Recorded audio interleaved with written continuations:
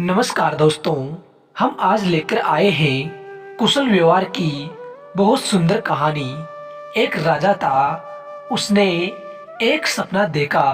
सपने में उसे एक परोपकारी साधु कह रहा था कि बेटा, कल रात को तुम्हें एक विषैला सांप काटेगा और उसके काटने से तुम्हारी मृत्यु हो जाएगी। वह सर्प अमुक पेड़ की जड़ में रहता है। वह तुमसे पूर्व जन्म की शत्रुता का बदला लेना चाहता है। सुबह हुई, राजा सोकर उठा और सपने की बात अपने आत्मरक्षक के लिए क्या उपाय करना चाहिए इसे लेकर विचार करने लगा।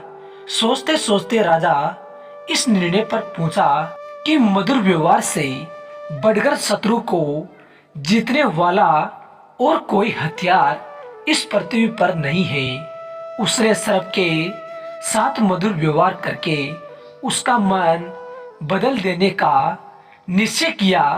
शाम होते ही राजा ने उस पेड़ की जड़ से लेकर अपनी सैया तक फूलों का बिछोना बिछवा दिया। सुगंधित तेलों का छिड़काव करवाया। मीठे दूध के कटोरे जगह जगह रखवा दिए और सेवकों से कह दिया कि रात को जब सर्प निकले तो कोई उसे किसी प्रकार कष्ट पहुंचाने की कोशिश ना करे। रात को सांप अपनी बामी में से बाहर निकला और राजा के महल की तरफ चल दिया। वह जैसे आगे बढ़ता गया, अपने लिए की गई स्वागत व्यवस्था को देख देख कर आनंदित होता गया। कोमल बिछौनों पर लेटता हुआ मन भावनी सुगंध का रसास्वादन करता हुआ जगह जगह पर मीठा दूध पीता हुआ आगे बढ़ता था। इस तरह क्रोध के स्थान पर संतोष और प्रसन्नता के भाव उसमें बढ़ने लगे। जैसे जैसे वह आगे चलता गया, वैसे उसका क्रोध कम होता गया। राजमहल में जब वह प्रवेश करने लगा तो देखा कि प्रहरी और द्वारपाल सशस्त्र खड़े हैं, परंतु उसे जरा भी हानि पहुंचाने की चेष्टा नहीं करते। यह असाधारण सी लगने वाले दृश्य देखकर सांप के मन में इसने उमड़ आया।